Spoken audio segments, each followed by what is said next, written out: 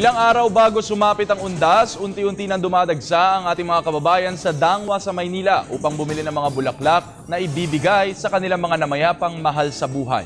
Upang alamin ang update sa presyo ng mga bulaklak, naroon ang aming kasamang si Julius De Samburon, mag-uulat live.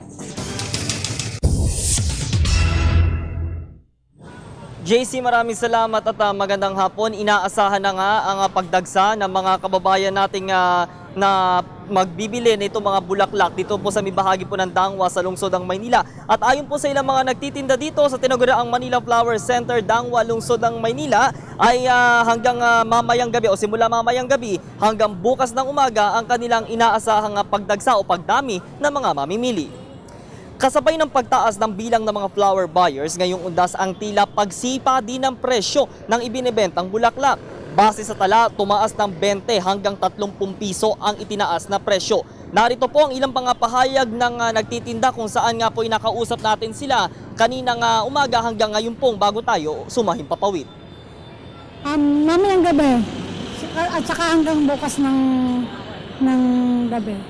Oo. Hanggang November 1 po may mga bumibili pa rin. Sa November 1, yung mga ano na sa mga arrange na, yung mga bukas at saka mamayang gabi, mga yung maramihan.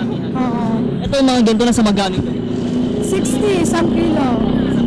Sabi daw 20 to 30 pesos na yung tinaas.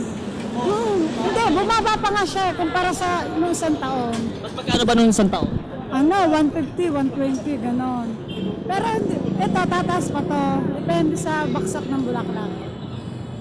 Mahigpit namang minomonitor ng Department of Trade and Industry ang presyo ng bulaklak. Kahapon mismong nag-ikot si Undersecretary Victorio Mario Dimaguipa sa mga pamilihan dito. Ayon sa mga nagtitinda, kahit may kaunting paggalaw sa presyo, ay mananatili pa rin pong mababa ito kumpara noong nakaraang taon. Dagdag pa ng ilang flower vendors, maaaring dahilan ng pagtaas ng presyo ang pagtaas din ng presyo sa kanilang kinukuha ng supply. Ganun talaga itataas.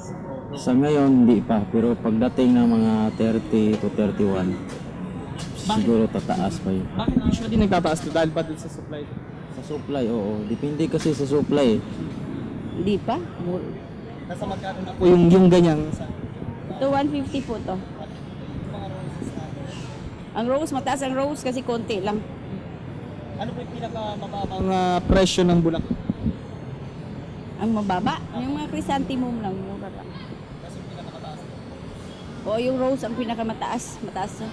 Ano yung pag mataas din po yung supply dun sa galing sa Di, konti kasi yung konti yung rose ngayon kasi sila sa Baguio.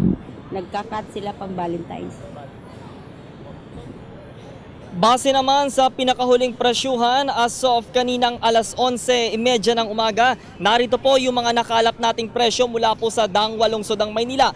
Ang carnation, 250 pesos per bundle. Ang orchids, 430 pesos per bundle. Ang Malaysian mums, 150 pesos. Ang rose, 300 piso. Ang aster, 60 pesos kada kilo. Ang azucena, 100 pesos kada dosena. Samantalang ang orchids, 400 to 500 pesos per bundle. Ang buttons, 150 pesos per dozen. Ang chrysanthemum, 150 pesos per dozen. Ang Japan mums, 120 to 150 pesos per kilo o per kalahati. At yung ating stargazer ay mananatili po sa 130 piso. Naabutan natin kanina si Nanay Betty na maaga nang dumagsa o maaga nang nagpunta na nagmamadaling mamili ng bulaklak dahil nga po ay dadalhin nila ito sa kanilang probinsya at sa pagdalaw sa kanilang yumaong kamag-anak. Mas maganda niya na mas maaga nang pumunta para syempre hindi na rin maipit sa dami ng tao sa bisperas ng undas. Ito po, sinamahan po namin si Nanay Betty sa kanyang pamimili at narito po ang kanyang pahayag. Advance kung pupunta kami sa sementeryo sa probinsya. So, kaya namili na ako. Tomorrow uwi na kami Tarlac. Expected nyo ba marami? Oo, totoo. Alam mo, JC, yung nakipagtawaran na ito si Nanay Betty dahil may mga presyo tayo ng mga bulaklak na may kaudel nga sa pag 20 to 30 pesos na dagdag presyo. Tumawad pa rin si Nanay Betty para makatipid na rin dahil nga dun sa kanyang budget lamang nadala sa kanyang pamimili. Pero syempre, paalala po natin dun sa ating po mga kababayan na pupunta na po dito po sa may bahagi po ng Dangwa sa mga oras pong ito ay asahan nyo na po mamaya po mamayang gabi hanggang bukas ng umaga itong pagdami na po nung mga namimili lalo na po yung iba mga pamilya mga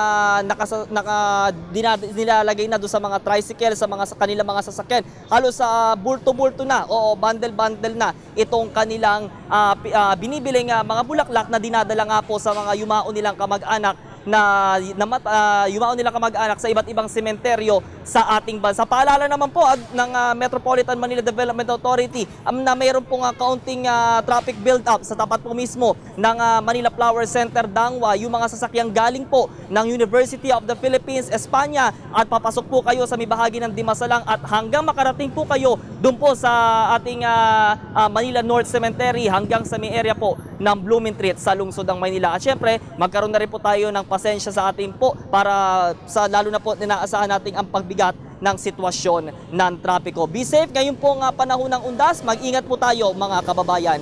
Nag-uulat pa rin mula pa rin dito sa lungsod ng Maynila kasama ang Unit 4 para sa Telebisyon ng Bayan. Ako si Julius de Samburon. Balik sa iyo, JC. Maraming salamat sa iyo, Julius.